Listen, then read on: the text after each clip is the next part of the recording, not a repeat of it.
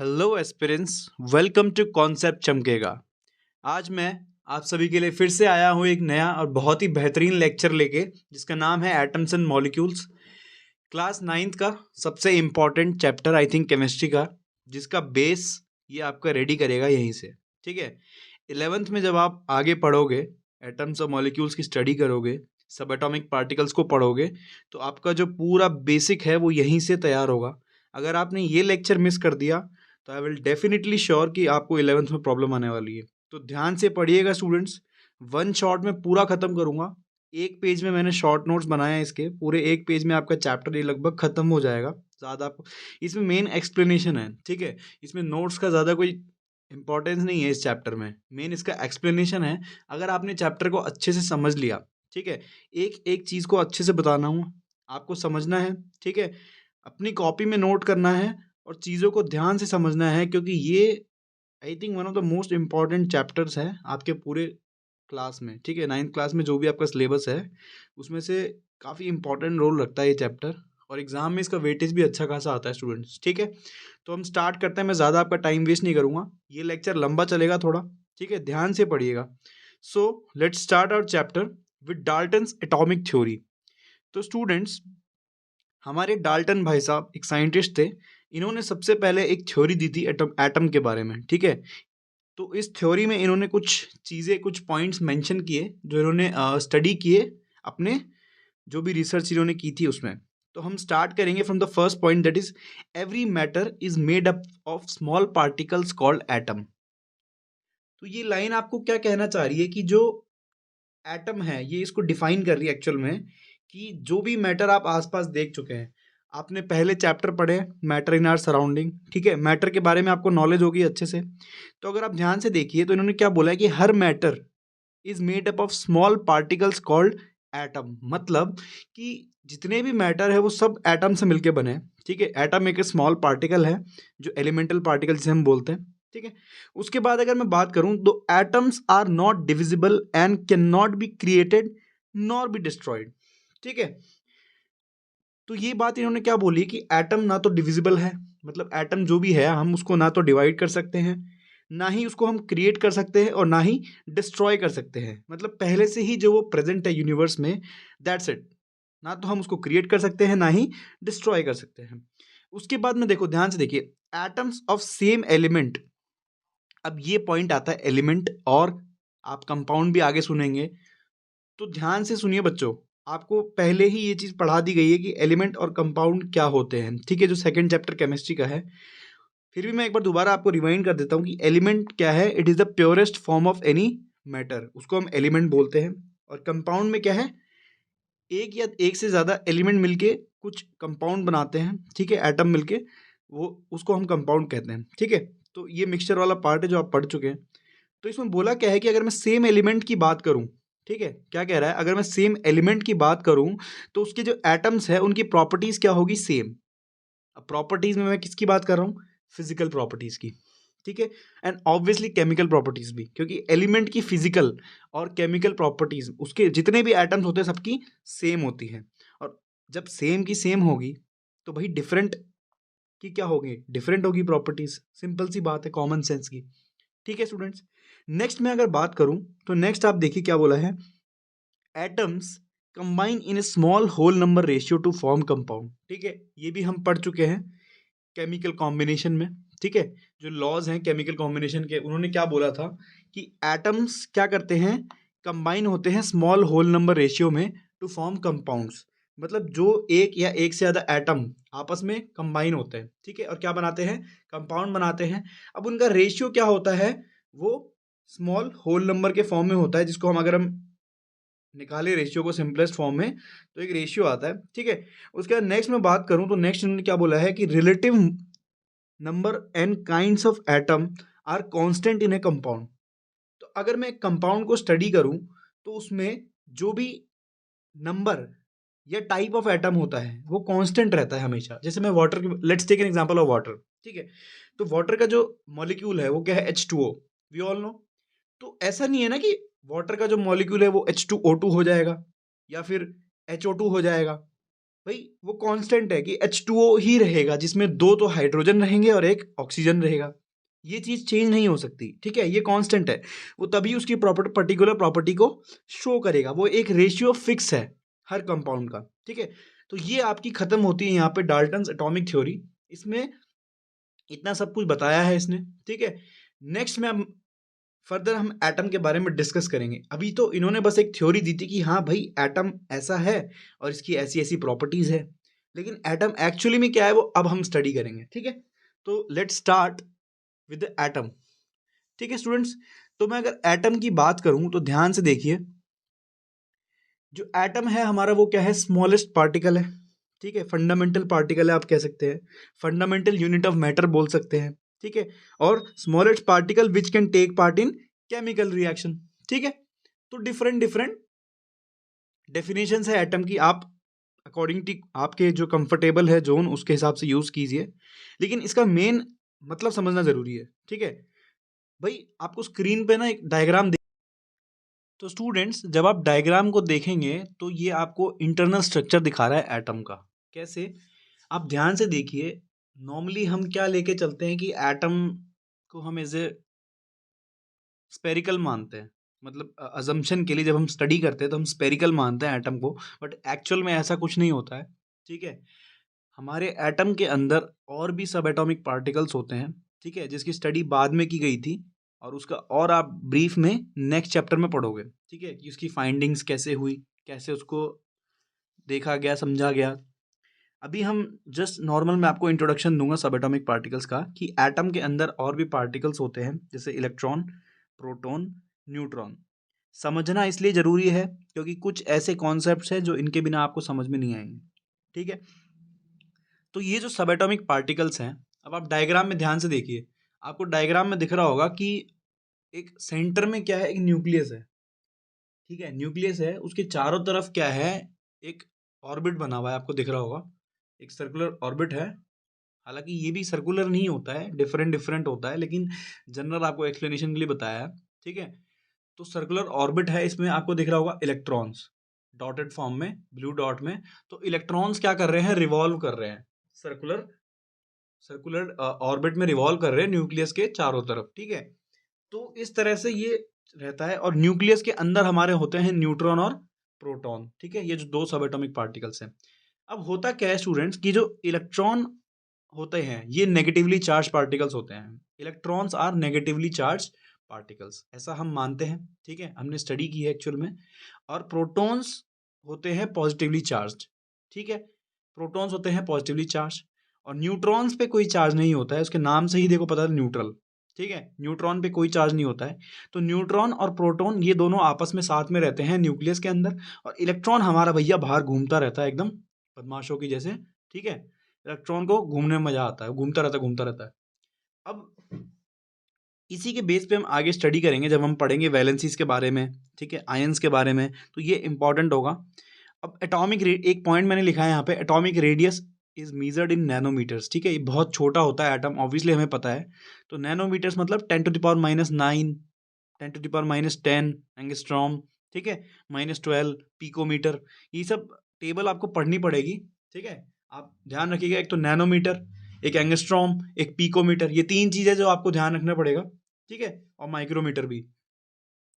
तो ये तो रेडियस की बात हो गई। उसके बाद अगर मैं बात करूं, एटम आपको समझ में आ गया, स्मॉलेस्ट पार्टिकल है, ठीक है। अब किसी भी एलिमेंट के एक एटम उठा लो आप, जैसे मैंने आयरन ले लिया, आपके हर आप जानते हो घर में भाई आयरन यूज होता है, ठीक है। आयरन के अंदर जो एक एलिमेंट मैंने उठा लिया, ठीक है। अब वो एक एलिमेंट के अंदर भी क्या होंगे, बहुत सारे स्मॉलर स्मॉलर पार्टिकल्स होंगे, जिनको हम क्या बोलते हैं, एटम। तो आयरन के एटम से मिलके क्या बना, आयरन पूरा, ठीक है। ऐसे ही हम डिफरेंट डिफरेंट पढ़ेंगे। अब नेक्स्ट अगर मैं बात करूं तो हम बात करेंगे सिंबल्स की, ठीक है, सिंबल्स और नेम के बारे में। तो कुछ सिंबल्स थे जो डाल्टन ने है ना प्रपोज किए थे, डिफरेंट डिफरेंट एलिमेंट्स के, आपको स्क्रीन पे दिख रहा होगा डायग्राम, ठीक है। जैसे हाइड्रोजन का देखो दे रखा है, डॉटेड में है, कार्बन है, ऑक्सीजन है, सल्फर, आयरन। तो इन सब के सिंबल्स कुछ डाल्टन ने प्रपोज किए थे इनको रिप्रेजेंट करने के लिए। कॉपर का सी बना हुआ है, ठीक है, दिख रहा होगा आपको। तो ये तो होगी सिंबल्स की बात। उसके बाद अगर मैं एलिमेंट्स के नेम की बात करूं, एलिमेंट्स के नेम की बात करूं, तो आप ध्यान से देखिए, आपको नेम दिख रहा होगा, जैसे हाइड्रोजन है, हाइड्रोजन का सिंबल है H, ठीक है। तो कुछ एलिमेंट्स क्या थे, मतलब मैक्सिमम एलिमेंट्स के जो नाम थे वो उनके फर्स्ट लेटर से थे, ठीक है, फर्स्ट लेटर से ही दिए गए थे नाम्स। लेकिन कुछ ऐसे एलिमेंट्स थे जिनका है ना एक लैटिन नेम था, ठीक है, लैटिन नेम से उनका नाम पड़ा है एक्चुअल में। अब जैसे मैं आपको एग्जांपल बताता हूँ, आप देखो कॉपर, कॉपर का जो लेटर है वो C है और सेकंड लेटर O है, लेकिन इसका सिंबल है वो Cu है। अब सोचने वाली बात है कि भाई Cu क्यों पड़ा? इसलिए पड़ा क्योंकि आपको एक टेबल दिख रही होगी, इसमें ध्यान से देखिए, कॉपर का जो लैटिन नेम है वो क्यूप्रम है। क्या है? क्यूप्रम। तो इसलिए इसका जो सिंबल है वो क्या पड़ा? Cu, ठीक है। उसके बाद आप देखो सोडियम की बात करूं मैं, तो सोडियम है तो S से, तो भैया सिंबल भी S से होना चाहिए था, लेकिन नहीं, सिंबल तो सोडियम का Na है। क्यों है? क्यों? क्योंकि इसका जो लैटिन नेम है वो नेट्रियम है। वैसे ही पोटेशियम का कैलियम, आयरन का फेरम, गोल्ड का ऑरम, सिल्वर का अर्जेंटम एंड मरकरी का हाइड्रैग्रम, ठीक है। तो ये सारे लैटिन नेम्स हैं, इनसे इनके सिंबल पड़े हैं। तो ये कुछ लैटिन नेम्स आप दिमाग में रखिएगा, ठीक है, पूछ देते हैं कभी कभी एग्जाम में, ठीक है। नेक्स्ट अब मैं बात करते हैं मॉलिक्यूल्स की, ठीक है। तो मॉलिक्यूल्स हमारे क्या होते हैं? अब आपने एटम पढ़ लिया, तो एटम से ही मिलके क्या बनते हैं? मॉलिक्यूल, ठीक है। मॉलिक्यूल्स का एक डिफरेंट डेफिनेशन है जो आपको समझना पड़ेगा। जो हमारे एटम है वो कभी भी इंडिपेंडेंटली एग्जिस्ट नहीं करते हैं, ठीक है। कभी भी आपको ऐसे आइसोलेटेड सा एटम नहीं दिखेगा कि आप गली के बाहर जा रहे हो और आपको दिख रहा है भैया कॉपर का एटम घूम रहा है रोड पे। ऐसा नहीं होता है, वो हमेशा कंबाइंड फॉर्म में रहेंगे कहीं ना कहीं। लेकिन मॉलिक्यूल क्या है? मॉलिक्यूल टर्म ही उसी के लिए दिया है कि जो स्मॉलेस्ट पार्टिकल, ऐसा स्मॉलेस्ट पार्टिकल जो कि इंडिपेंडेंटली एग्जिस्ट करता हो, जो कि इंडिपेंडेंटली एग्जिस्ट करता हो, अब वो चाहे एलिमेंट का हो चाहे कंपाउंड का हो। जैसे मैं हाइड्रोजन की बात करूं, तो भाई हाइड्रोजन गैस की मैं बात करूं, तो हाइड्रोजन गैस में एलिमेंट है, प्योरेस्ट फॉर्म। अब हाइड्रोजन का जो गैस का मैं अगर एक फंडामेंटल पार्टिकल निकालूं तो उसको हम क्या बोलेंगे? मॉलिक्यूल, उसको मॉलिक्यूल बोल सकते हैं। भाई मैं हीलियम गैस की बात करूं, तो हीलियम के भी गैस में क्या है? सिंगल एटम से ही बना हुआ है, तो वो हमको उसको मॉलिक्यूल भी बोल सकते हैं, क्योंकि हीलियम गैस इंडिपेंडेंटली एग्जिस्ट करती है। लेकिन मैं अगर बात करूं आयरन की, तो भाई आयरन ऐसे इंडिपेंडेंटली एग्जिस्ट नहीं करेगा, वो हमेशा कंबाइंड फॉर्म में रहता है, ठीक है, लेटिस में रहता है। और अगर मैं बात करूं किसकी, ऑक्सीजन गैस की बात करते हैं, तो ऑक्सीजन गैस में क्या है? भाई सिंगल ऑक्सीजन कभी एग्जिस्ट करता है? नहीं करता। लेकिन O2 गैस जो है वो एग्जिस्ट करती है नेचर में। तो O2 इज ए क्या है? Molecule. O2 is a molecule, तो ये बात आप ध्यान रखिएगा। हम ओजोन गैस की बात करते हैं, O3 भी एग्जिस्ट करती है। तो मतलब ऐसे पार्टिकल किसी भी एलिमेंट या कंपाउंड की जो कि इंडिपेंडेंटली एग्जिस्ट करते हो, उसको हम क्या बोलते हैं? मॉलिक्यूल, ठीक है।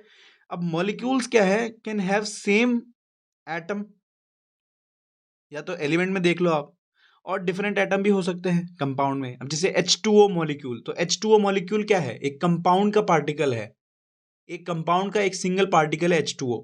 तो उसमें क्या है? डिफरेंट एटम भी है, तो भी हम उसको मॉलिक्यूल बोलते हैं। और अगर मैं हाइड्रोजन गैस की बात करूं, तो हाइड्रोजन सिंगल एटम, तो सेम एटम भी हो सकते हैं, ठीक है। तो एलिमेंट वाले जो पार्टिकल्स होते हैं मॉलिक्यूल, वो सेम एटम रखते हैं, और कंपाउंड के जो मॉलिक्यूल्स होते हैं वो डिफरेंट एटम रखते हैं। नेक्स्ट अब हम बात करेंगे एक छोटा सा कॉन्सेप्ट है एटॉमिसिटी का, जिसमें हम मॉलिक्यूल्स के बारे में बात करते हैं कि एटॉमिसिटी होती क्या है। किसी भी मॉलिक्यूल में जो नंबर ऑफ एटम्स होते हैं उसको हम बोलते हैं उसकी एटॉमिसिटी। लाइक आपने एग्जांपल ले लो H2O का, तो H2O में भैया कितने नंबर ऑफ एटम है? 3, 2 हाइड्रोजन के और एक ऑक्सीजन का, तो उसकी एटॉमिसिटी क्या हो जाएगी? 3 हो जाएगी, ठीक है। हाइड्रोजन सिंगल एटम, तो इसको हम बोलेंगे मोनो एटॉमिक, ठीक है। और आप ले लो O2 ले लो, तो O2 को हम क्या बोलेंगे? डायटोमिक। और H2O ट्राइएटॉमिक, और कुछ भी हो सकता है, Pb, SO4, तो बहुत पॉलीएटॉमिक हो जाएगा, ठीक है। तो ये इसकी एटॉमिसिटी होती है मॉलिक्यूल की, मतलब जितने नंबर ऑफ एटम्स प्रेजेंट है उसको हम क्या बोलेंगे? एटॉमिसिटी ऑफ मॉलिक्यूल्स, ठीक है। अब नेक्स्ट हम बात करते हैं आयंस की, ठीक है। नेक्स्ट अब हम बात करते हैं आयंस की। तो आयंस कौन सी बला है? तो भाई आयंस क्या होते हैं?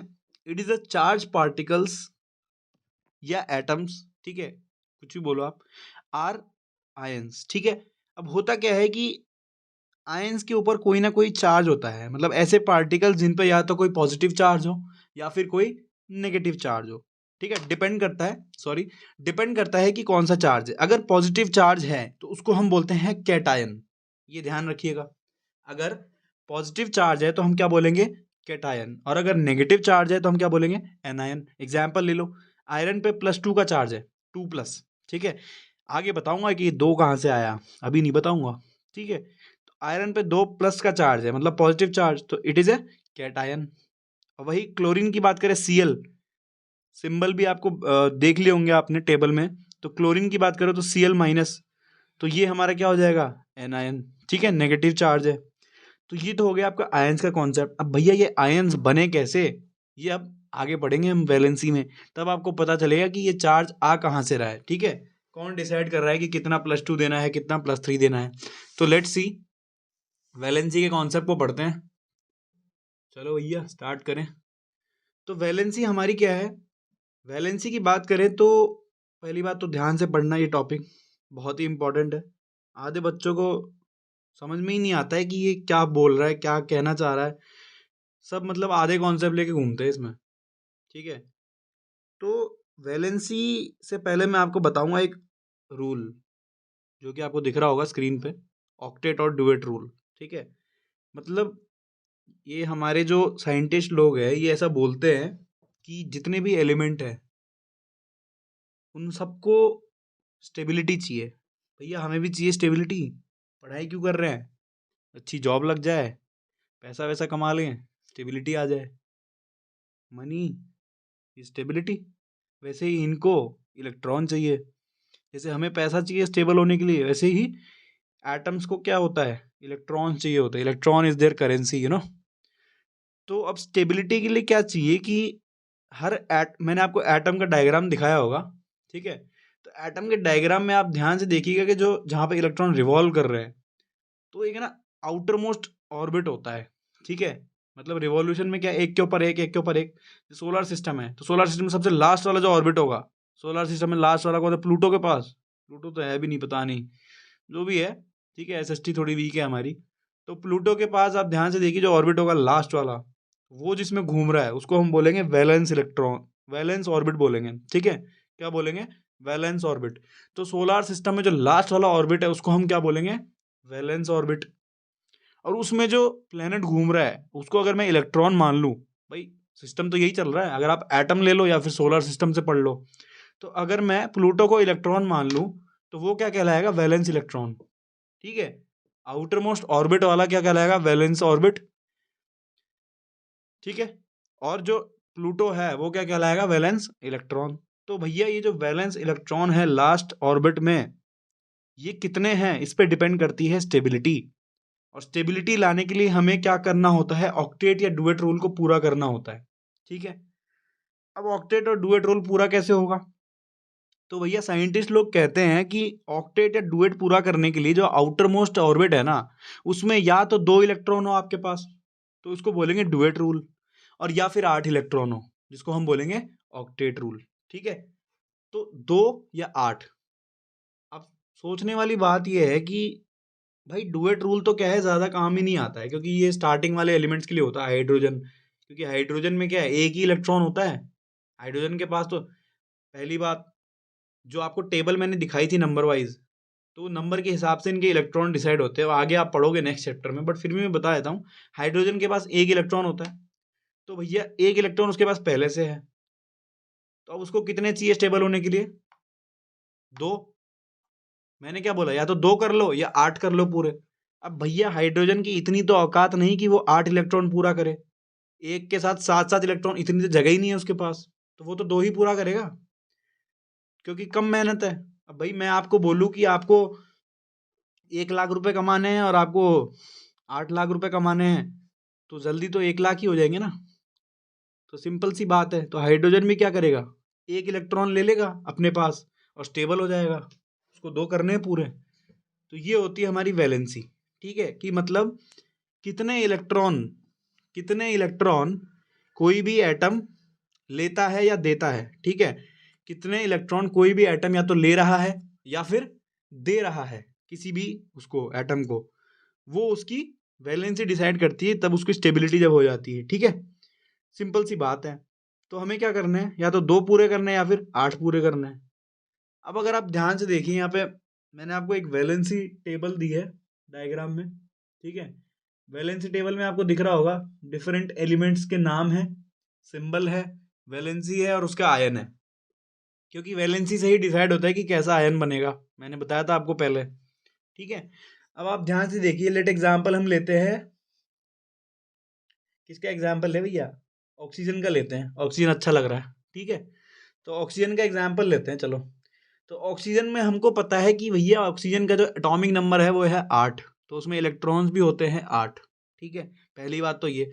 अब मैं जानता हूँ कि जो बिगनर्स हैं उनको थोड़ा दिक्कत होगी समझने में, क्योंकि उन्होंने अभी इलेक्ट्रॉनिक कन्फिग्रेशन ऑल नहीं पढ़ा है, लेकिन फिर भी मैं आपको जनरल एक बात बता देता हूँ कि जैसे 8 इलेक्ट्रॉन है ऑक्सीजन के पास, तो इनके ऑर्बिट्स होते हैं, पहला ऑर्बिट, फिर दूसरा ऑर्बिट, फिर तीसरा। तो पहले ऑर्बिट में 2 इलेक्ट्रॉन होते हैं, फिर दूसरे में 8 होते हैं, फिर 8 होते हैं, फिर ऐसे करते करते ये चलता रहता है चेन, ठीक है। तो ऑक्सीजन का जो ऑर्बिट में अगर बनाऊं, ऑक्सीजन का ऑर्बिट में देखूं, तो ऑक्सीजन के ऑर्बिट में आपको दिख रहा होगा कि 2 इलेक्ट्रॉन तो पहले ऑर्बिट में है, ठीक है। डायग्राम पे देखिए, आप ध्यान से स्क्रीन पे देखिए, 2 इलेक्ट्रॉन तो पहले ऑर्बिट में होंगे, फिर अगले ऑर्बिट में 6 इलेक्ट्रॉन है, ठीक है, क्योंकि टोटली उसके पास कितने हैं, 8। लेकिन अब सवाल ये उठता है कि जो ऑक्सीजन का आउटर मोस्ट ऑर्बिट है उसमें तो 6 इलेक्ट्रॉन है, और स्टेबिलिटी के लिए कितने करने होते हैं, या तो 2 या फिर 8। अब भैया 2 तो वो करेगा नहीं, 4 कहाँ से लूज करेगा। इलेक्ट्रॉन लेने और देने में खर्च होती है एनर्जी, ठीक है। भाई पैसा कमाने में भी तो मेहनत लगती है, तो वैसे ही इलेक्ट्रॉन लेने या देने में भी एनर्जी खर्च होती है। अब आप मुझे एक बात बताओ, ऑक्सीजन के आउटर मोस्ट जो ऑर्बिट है उसमें 6 इलेक्ट्रॉन है, ठीक है। अब उसको 2 पे जाना है या 8 पे जाना है, कौन सा आसान रहेगा, 8 वाला ही, क्योंकि 8 पे जाने के लिए उसको 2 इलेक्ट्रॉन लेने हैं और 2 पे जाने के लिए उसको 4 देने पड़ेंगे, और एनर्जी तो बराबर खर्च होती है। तो भैया 4 देगा, उससे अच्छा तो वो 2 ले ही लेगा, ठीक है। तो 6 से उसने कितने कर लिए, 8, और उसने कितने इलेक्ट्रॉन ले लिए, 2। अब वो स्टेबल हो गया, ऑक्टेट रूल पूरा। तो स्टेबल हो गया, तो वही क्या उसकी डिसाइड करेगी, वैलेंसी। मतलब ऑक्सीजन की वैलेंसी कितनी हो गई, 2। तो अब चार्ज देखो, अब चार्ज कैसे डिसाइड होगा ये मैं बताता हूँ। भाई नंबर तो पता चल गया, आपने आयन में देखा होगा, एक तो नंबर होता है और एक चार्ज होता है। नंबर पता चल गया, कहाँ से आया, वैलेंसी से आया, ठीक है, कि ऑक्सीजन को 2 इलेक्ट्रॉन चाहिए स्टेबल होने के लिए, तो 2 उसने ले लिए। अब देखो चार्ज कैसे डिसाइड करते हैं, पॉजिटिव या नेगेटिव। भैया हम किसका एक्सचेंज कर रहे हैं, इलेक्ट्रॉन का। इलेक्ट्रॉन पे क्या चार्ज होता है, नेगेटिव चार्ज, ठीक है। तो सारा खेल किसका है, इलेक्ट्रॉन का ही। अब आप मुझे एक बात बताओ, आपके पास है 5 इलेक्ट्रॉन, ठीक है। अब जो एटम का जो कॉन्सेप्ट बताता है कि एटम हमारा इलेक्ट्रिकली न्यूट्रल होता है, ठीक है। मतलब अगर उसमें 5 इलेक्ट्रॉन है तो उसमें 5 प्रोटॉन होंगे और प्लस माइनस से चार्ज बैलेंस हो जाएगा, हेंस एटम हमारा क्या हो जाएगा, न्यूट्रल। लेकिन न्यूट्रल कंडीशन के बाद अगर आपने उसमें इलेक्ट्रॉन डाले या निकाले, तो भैया गड़बड़ी होगी, चार्ज में होगी कि नहीं होगी। अब मान लो ऑक्सीजन की बात करते हैं, ऑक्सीजन में 8 इलेक्ट्रॉन थे, तो 8 प्रोटॉन होंगे, तो भैया अभी तो न्यूट्रल है एटम। लेकिन अब स्टेबल होने के लिए हमारे ऑक्सीजन भैया ने क्या किया, 2 इलेक्ट्रॉन ले लिए। तो 2 इलेक्ट्रॉन अगर ले लिए, तो अब टोटल इलेक्ट्रॉन कितने हो गए, 10। भाई हुए ना, 2 तो पहले वाले में थे, 6 बाद में थे, 2 और ले लिए तो 10 हो गए। तो 10 इलेक्ट्रॉन हो गए और 8 प्रोटॉन ही रह गए, तो नेगेटिव चार्ज क्या हो गया भैया, हावी हो गया। अब नेगेटिव चार्ज अगर हावी हो गया तो एटम पे क्या आ जाएगा, नेगेटिव चार्ज। और कितना आएगा भाई, जितने इलेक्ट्रॉन लिए। भाई 1 इलेक्ट्रॉन लेता तो 1 माइनस, 2 ले लिए तो 2 माइनस। इसलिए ऑक्सीजन का जब हम आयन बनाएंगे तो क्या लिखेंगे, O2 माइनस। सिंपल सा कंसेप्ट है, ठीक है। उसके बाद नेक्स्ट देखो, मैंने यहाँ पे लिख रखा है some element show variable valency. भाई ये क्या भला है, तो कुछ एलिमेंट्स ऐसे होते हैं जो दोगले होते हैं, ठीक है। उनको फिक्स नहीं रहता है कि भैया मैं कैसे स्टेबल होऊंगा। कभी उनको 2 इलेक्ट्रॉन चाहिए, कभी 3 चाहिए, कभी 1 चाहिए, कभी 2 चाहिए, ऐसे। ठीक है। अब आयरन की बात ले लो। अब आयरन हमारा क्या है, 2+ में भी स्टेबल होता है। 2+ का मतलब, अब देखो सिंपल सा कंसेप्ट समझ में आना चाहिए। माइनस चार्ज है मतलब इलेक्ट्रॉन ले लिया, तभी तो माइनस आ गया भैया, बढ़ गया नेगेटिव चार्ज। और अगर प्लस चार्ज है मतलब इलेक्ट्रॉन दे दिया। आपको यहीं से क्लियर हो जाना चाहिए। प्लस चार्ज है मतलब दे दिया भैया, इलेक्ट्रॉन गए तभी तो पॉजिटिव हावी हुआ। पॉजिटिव हावी हुआ तो प्लस चार्ज, और इलेक्ट्रॉन आए तो नेगेटिव हावी हुआ मतलब नेगेटिव चार्ज। तो Fe2+ देखते ही समझ में आना चाहिए कि आयरन ने क्या किया है, 2 इलेक्ट्रॉन दे दिए हैं, इसलिए पॉजिटिव चार्ज हावी हो गया। अब 2 पे भी ये स्टेबल है और 3 पे भी स्टेबल हो जाता है। 3 पे इसमें एक्स्ट्रा स्टेबिलिटी आ जाती है, समझ रहे हो। तो वैलेंसी कभी कभी वेरी भी कर सकती है, फिक्स नहीं होती है। तो आप ऐसे कंफ्यूज मत होइएगा कभी आपको दिख जाए ऐसे, ठीक है। वैसे ही कॉपर भी यही करता है। कॉपर +1 में भी स्टेबल है, +2 में भी स्टेबल है, लेकिन +2 में ज्यादा स्टेबल है, ठीक है। तो वो डिपेंड करता है कंडीशन पे कि वो किससे कंबाइन कर रहा है।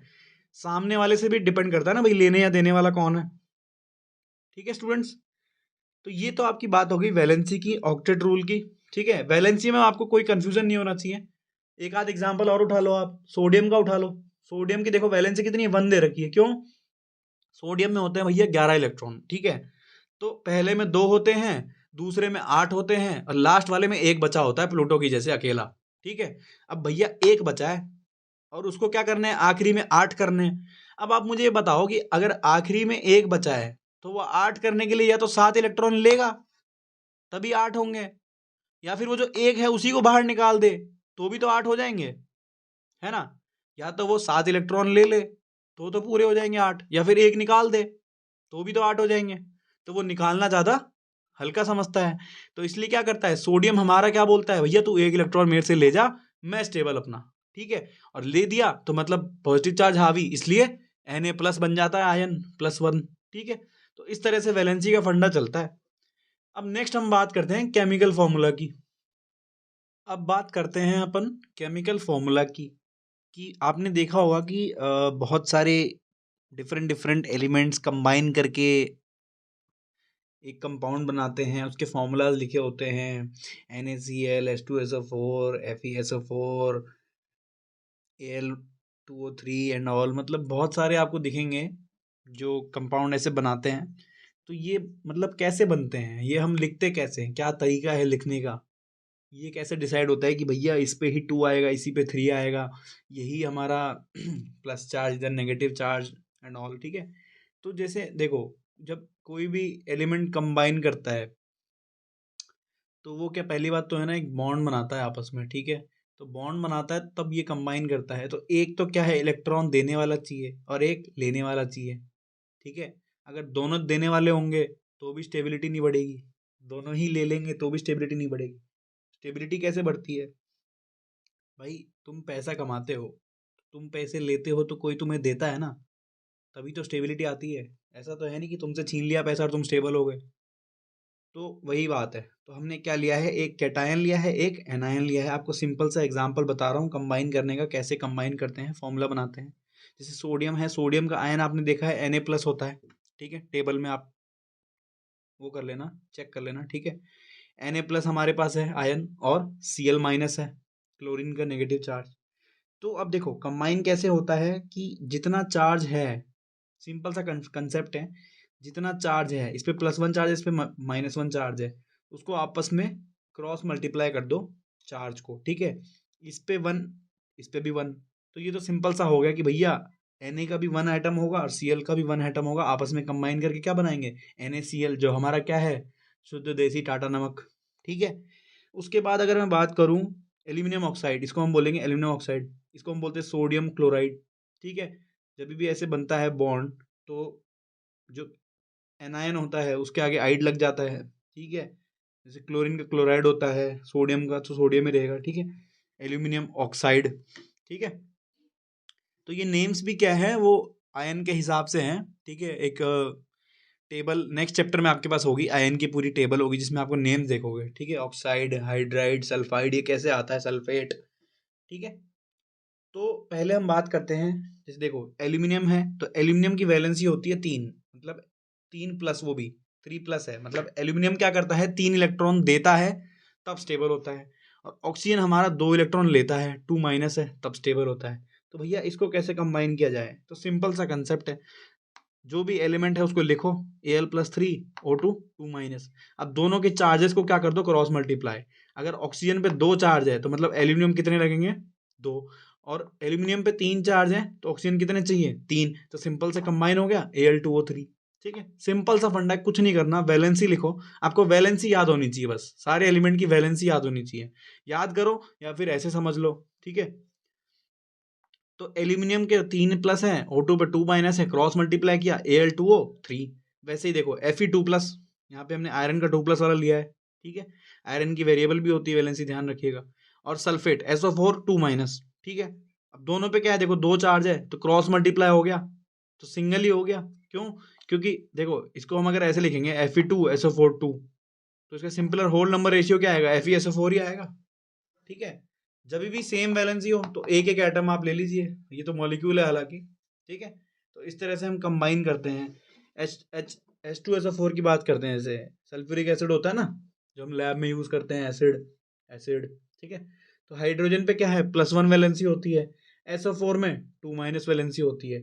तो क्या करना है, क्रॉस मल्टीप्लाई, इसका 1 यहाँ जाएगा, मतलब SO4 तो हमें 1 चाहिए और इसका 2 इधर आ गया, मतलब हाइड्रोजन हमें कितने चाहिए, 2। तो H2SO4। इस तरह से हमारा बन गया, स्ट्रक्चर बन गया। ठीक है स्टूडेंट्स, तो ये तो हो गया कंबाइन करने का तरीका। अब इसमें आपको सीखना क्या है इंपॉर्टेंट, कि एक तो आपको वैलेंसी टेबल ध्यान में रखनी होगी। उसके लिए आप क्या करो, पीरियोडिक टेबल याद करो। ठीक है, एक लिस्ट है एलिमेंट्स की नंबर वाइज, पीरियोडिक टेबल, वो आपको एटलीस्ट 20 तक तो याद रहनी चाहिए 9th क्लास में।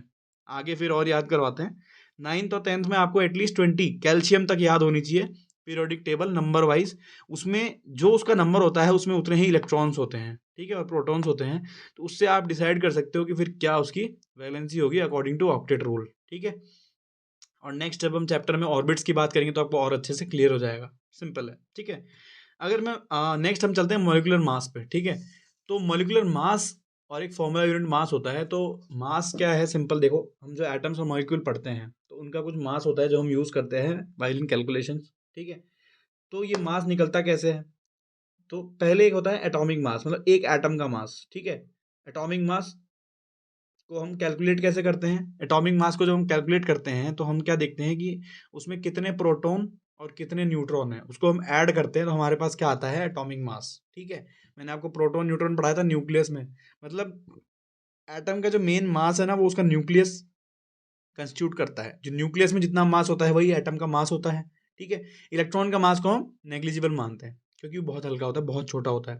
ठीक है, तो एटॉमिक मास मैंने क्या बोला, number of proton plus number of neutron. वो मैंने मेंशन नहीं किया है क्योंकि आपके उतना मतलब ऐसा है नहीं। ठीक है, लेकिन फिर भी आप देख लीजिए, प्रोटॉन प्लस न्यूट्रॉन्स का जो नंबर होता है उसको हम बोलते हैं एटॉमिक मास। ठीक है, तो जैसे मैंने यहाँ पे लिख रखा है ना, हाइड्रोजन का 1, ऑक्सीजन का 16, सल्फर का 32, ये क्या है, एटॉमिक मास है, एक एटम का मास है। ये कहाँ से आया भाई, ऑक्सीजन का 16 कहाँ से आया, ऑक्सीजन में कितने इलेक्ट्रॉन, 8, कितने प्रोटॉन, 8, दोनों को ऐड किया, ओ सॉरी इलेक्ट्रॉन नहीं, न्यूट्रॉन। ठीक है, न्यूट्रॉन और प्रोटॉन, तो न्यूट्रॉन और प्रोटॉन कितने कितने होते हैं, 8 8। तो ऑक्सीजन के न्यूट्रॉन और प्रोटॉन को जब ऐड करेंगे तो टोटल कितना हो जाएगा, 16। तो ये इसका क्या हो गया, एटॉमिक मास। ठीक है, वैसे ही सल्फर का 32। तो अब मॉलिक्यूलर मास क्या होता है, किसी भी एक मॉलिक्यूल, जैसे हमने H2SO4 पढ़ा, H2SO4 इज ए मॉलिक्यूल। तो इस मॉलिक्यूल का मास कैसे निकालेंगे भाई, सिंगल एलिमेंट्स के मास को ऐड करके। ठीक है भाई, हाइड्रोजन है, हाइड्रोजन का मास कितना है, 1, और कितने हाइड्रोजन है, 2, तो 2 × 1। ठीक है, हाइड्रोजन का मास कितना, 1, कितने हाइड्रोजन, 2, तो 2 × 1, प्लस सल्फर का मास कितना, 32, तो 32 ऐड कर दिया, प्लस ऑक्सीजन 4 है तो 16 × 4, क्योंकि 16 ऑक्सीजन का मास है और 4 एटम है, तो 16 × 4 64। टोटल जब इसको ऐड करेंगे तो H2SO4 का मॉलिक्यूलर मास क्या आ जाएगा, 98। ठीक है, तो ये तरीका है मॉलिक्यूलर मास फाइंड करने का। इसके लिए पहले आपको एटॉमिक मास पता होना चाहिए। एटॉमिक मास की एक टेबल है जो मैं आपको दिखा देता हूँ अभी स्क्रीन पे। ठीक है, उसके अकॉर्डिंग आप लर्न कर लीजिएगा उसको, एटॉमिक मास को, वहां से आपको इजी हो जाएगा। फॉर्मूला यूनिट मास क्या है भाई, सिंपल, जैसे आपने NaCl पढ़ा तो ये क्या है, एक फॉर्मूला यूनिट है। ठीक, NaCl is a whole number ratio में क्या है, एक फॉर्मूला यूनिट है। अब इसका जितना मास होगा वो उसका फॉर्मूला यूनिट मास हो जाएगा। भाई सोडियम का 30 सॉरी सोडियम का होता है हमारे पास 23 और क्लोरीन का 35.5, टोटल ये मिला के 58.5 कुछ आता है, तो वो फॉर्मूला यूनिट मास कहलाता है। ठीक है, तो ये तो हो गई इसकी बात। नेक्स्ट एक इंपॉर्टेंट कंसेप्ट है मोल कंसेप्ट, जिसका हालांकि आपकी क्लास में उतना डिटेल में नहीं दे रखा है, लेकिन आगे ये आपको बहुत काम आएगा। तो थोड़ा बहुत आप ध्यान से इसका इंट्रो देख लीजिए क्या है, ठीक है। और अगर आपको ब्रीफ में पढ़ना है तो आपको प्लेलिस्ट में मिल जाएगा, मेरे 11th की प्लेलिस्ट है केमिस्ट्री की, उसमें आपको मोल कंसेप्ट पे पूरा एक लेक्चर मिल जाएगा, ठीक है। तो उसको आप और अगर ब्रीफ में पढ़ना चाहते हैं, हालांकि यहाँ पे आपको अभी इतना जरूरत नहीं है, तो आप देख लीजिए मोल कंसेप्ट क्या कहता है कि एक है ना, क्वांटिटी को डिफाइन किया गया है, ठीक है। मोल इज एक यूनिट है, फिजिकल यूनिट, जिसको हमने डिफाइन किया गया है क्वांटिटी को, कि बोलता क्या है कि mole is the quantity in number which is equal to atomic or molecular mass in grams of a particular species, ठीक है। ये मैंने खुद बनाई है डेफिनेशन, एक्चुअली में थोड़ी सी नई सी लगेगी, बट ठीक है, इसमें मतलब जो है वो समझा रहा है। कहना क्या चाह रहा है कि मोल ऐसी क्वांटिटी है, मतलब एक ऐसी क्वांटिटी जो कि इक्वल है किसके, किसके इक्वल है, एटॉमिक और मोलिकुलर मास के इन ग्राम्स में, ठीक है। मतलब जैसे आपने ऑक्सीजन लिया, ऑक्सीजन का एटॉमिक मास क्या है 16। अब भाई एक एटम का मास तो क्या बहुत ही कम होता है, ग्राम तो बहुत ज्यादा बड़ी बात होगी ना उसके लिए। जब हम 16 ग्राम ऑक्सीजन लेंगे, ठीक है, ग्राम की बात करेंगे यहाँ पे, जब भी हम किसी भी एटॉमिक मास का ग्राम में लेंगे, ऑक्सीजन एटम लिया मैंने, उसका एटॉमिक मास 16 है, तो 16 ग्राम ऑक्सीजन में जितने नंबर ऑफ ऑक्सीजन होंगे वो क्या कहलाएंगे, 1 मोल, 1 मोल ऑफ ऑक्सीजन, ठीक है। मतलब अगर आपने मान लो कार्बन लिया, कार्बन का एटॉमिक मास 12 है, ठीक है। तो 12 ग्राम कार्बन में जितने नंबर ऑफ कार्बन एटम्स होंगे, 12 ग्राम कार्बन में जितने नंबर ऑफ कार्बन एटम्स होंगे वो कितने इक्वल टू होंगे, 1 मोल के बराबर होंगे, ठीक है। मतलब 1 मोल को हमने डिफाइन किया है इतने पार्टिकल्स में, 6.023 इंटू 10⁻23 पार्टिकल्स, ठीक है। ये आपकी डेफिनेशन, इसको हम बोलते हैं एवोगैड्रो नंबर। ये जो नंबर है ये एवोगैड्रो नंबर, मतलब आप किसी भी एलिमेंट का या कंपाउंड का जब हम 1 मोल की बात करेंगे तो उसमें कितने पार्टिकल्स होंगे, इतने पार्टिकल्स, ठीक है। 1 मोल की बात जब भी करेंगे तो कितने पार्टिकल्स होंगे, इतने। एवोगैड्रो नंबर के इक्वल होंगे 6.022 इंटू 10⁻23 पार्टिकल्स, ठीक है। अब जैसे मान लो अपन बात करते हैं, लेट सपोज एग्जांपल लेते हैं 1 मोल ऑफ सल्फर, तो 1 मोल ऑफ सल्फर मतलब 32 ग्राम ऑफ सल्फर, ठीक है। एटॉमिक मास इन ग्राम्स के इक्वल होता है वो, तो सल्फर के 32 ग्राम का जब हम अमाउंट लेंगे तो वो 1 मोल के बराबर होगा, और उसमें कितने सल्फर के एटम्स होंगे, इतने एटम्स। ये ध्यान रखिएगा, 1 मोल में 32 ग्राम सल्फर होगा और उसमें कितने एटम्स होंगे, इतने 6.022 एटम्स ऑफ सल्फर। तो यही मोल कंसेप्ट बताता है, ये क्वांटिटी डिफाइन की गई है, ठीक है। अब अगर मैं मोलर मास की बात करूं, तो मैं अभी इतनी देर से यही समझाना चाह रहा हूं कि जो एटॉमिक मास है, एटॉमिक मास है, जब उसको हम ग्राम में लिखते हैं ना, ग्राम में, तो वो एक्चुअली में उसका मोलर मास हो जाता है, ठीक है। किसी भी एटम का जो एटॉमिक मास है उसको हम ग्राम में लिखते हैं तो वो उसका मोलर मास हो जाता है एक्चुअल में। क्यों, क्योंकि इतने नंबर ऑफ एटम्स मिलके क्या बनाते हैं, 1 मोल ऑफ पर्टिकुलर एलिमेंट, ठीक है। अगर मैं जैसे ऑक्सीजन की बात करते हैं लेट सपोज, तो ऑक्सीजन का जो सिंपल में एटॉमिक मास बोलूं, एक एटम का मास, तो वो होगा 16 AMU, ठीक है। एक एटम के मास को हम AMU बोलते हैं, एटॉमिक मास यूनिट, ठीक है, जो आप आगे पढ़ोगे बाद में, तो आप इतना समझ लीजिए। उसके बाद अगर मैं ऐसे बहुत सारे ऑक्सीजन एटम लूं और उसको इकट्ठा करूं और उसे मैं बनाऊं कितना, 16 ग्राम, ठीक है। तो एक एटम का 16 AMU था, और ऐसे बहुत सारे एटम ऑक्सीजन के लेके मैंने कितने बनाया, 16 ग्राम। तो 16 ग्राम उसका क्या कहलाएगा, ग्राम एटॉमिक मास या फिर मोलर मास, ठीक है। क्यों, क्योंकि 16 ग्राम इकट्ठा करने में मुझे कितने नंबर ऑफ ऑक्सीजन लगे होंगे, इतने नंबर, 1 मोल के बराबर 6.022 इंटू 10⁻23 पार्टिकल्स, ठीक है। तो ये एग्जाम्पल है, जैसे देखो सोडियम का मोलर मास में बोलूँ तो 23 ग्राम। क्यों, क्योंकि सोडियम का एटॉमिक मास कितना है, 23 AMU। एटॉमिक मास की बात करेंगे तो AMU। और ऐसे ही मैंने बहुत सारे सोडियम ले लिए, कितने सोडियम लिए, इतने 6.023 इंटू 10⁻23 सोडियम एटम्स को अगर मैंने इकट्ठा किया तो कितना बनेगा, 23 ग्राम के बराबर, दैट इज योर 1 मोल। तो यहाँ पे आपका मोल कॉन्सेप्ट का इंट्रोडक्शन खत्म होता है, ठीक है। और इसी के साथ आपका चैप्टर भी खत्म होता है। कुछ केमिकल कॉम्बिनेशंस के लॉज हैं जो मैंने इसमें आपको नहीं मेंशन किए हैं, क्योंकि वो सिंपल से आप पढ़ सकते हो खुद भी। जैसे law of conservation of mass है, ठीक है, वो क्या कहता है कि mass is neither be created nor be destroyed, ठीक है, इट रिमेन्स कंजर्व्ड। मतलब कोई भी केमिकल आप रिएक्शन देखोगे जब, तो उसमें मास कंजर्व्ड रहता है। जितना आप रिएक्टेंट में मास यूज करोगे उतना ही प्रोडक्ट में आपको मास मिलेगा, ठीक है। और लॉ ऑफ कांस्टेंट प्रोपोर्शन है, मैंने आपको बोला था कि यहाँ पे डाल्टन ने बताया था कि relative number of kinds of atoms are constant in a compound. तो ये यही बात है कांस्टेंट प्रोपोर्शन की। कोई भी मॉलिक्यूल है, जैसे H2O का मॉलिक्यूल है, तो उसमें हाइड्रोजन और ऑक्सीजन का नंबर क्या है, कांस्टेंट है। बोला था मैंने आपको कि भाई H2O2 या H2O3 तो वो वाटर नहीं कहलाएगा। वाटर तभी कहलाएगा जब H2O ही रहेगा, ठीक है। तो वो कांस्टेंट है भाई, हाइड्रोजन का 2 ही एटम चाहिए, ऑक्सीजन का 1 ही एटम चाहिए, तभी मुझे क्या मिलेगा, वाटर। तो ये किसी भी कंपाउंड का जो एटम्स हैं उनका नंबर जो होता है वो कांस्टेंट होता है, एक पर्टिकुलर रेशियो में वो कंबाइन होते हैं, तभी वो स्पेसिफिक प्रॉपर्टी शो कर पाते हैं।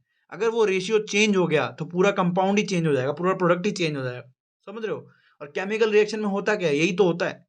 केमिकल रिएक्शन जब हम करते हैं तो हम किसी भी एलिमेंट्स या कंपाउंड को मिक्स करते हैं, फिर उनका जो रेशियो है वो चेंज हो जाता है, फिर एक नई प्रॉपर्टी वो गेन करते हैं, नया प्रोडक्ट फॉर्म होता है, ठीक है। तो यही पूरा फंडा है। तो एटम्स और मॉलिक्यूल्स यहाँ पे आपका खत्म होता है स्टूडेंट्स, ठीक है। जो भी आपके डाउट्स है वो आप कमेंट सेक्शन में लिख सकते हैं। नोट्स आपको मिल जाएंगे, ठीक है, पीडीएफ के फॉर्म में मिल जाएंगे आपको, लिंक आपको डिस्क्रिप्शन बॉक्स में मिल जाएगा नोट्स का। ध्यान से पढ़िए। आगे फर्दर आपको और वन शॉट्स की अगर ज़रूरत है तो इस चैनल के साथ बने रहिए, ठीक है। 9th और 10th का मैं पूरा वन शॉट ख़त्म कर दूंगा, I will make sure that, ठीक है। एग्जाम से पहले आपको पूरा एक प्लेलिस्ट मिल जाएगी 9th और 10th क्लास के स्टूडेंट्स के लिए बता रहा हूँ, ठीक है, जिसमें आप पूरा वन शॉट रिवीजन कर सकते हो एक साथ। So thank you students, channel को सब्सक्राइब कीजिए, ठीक है, शेयर कीजिए जो और स्टूडेंट्स को इसकी हेल्प मिले, ठीक है। Thank you students, bye bye.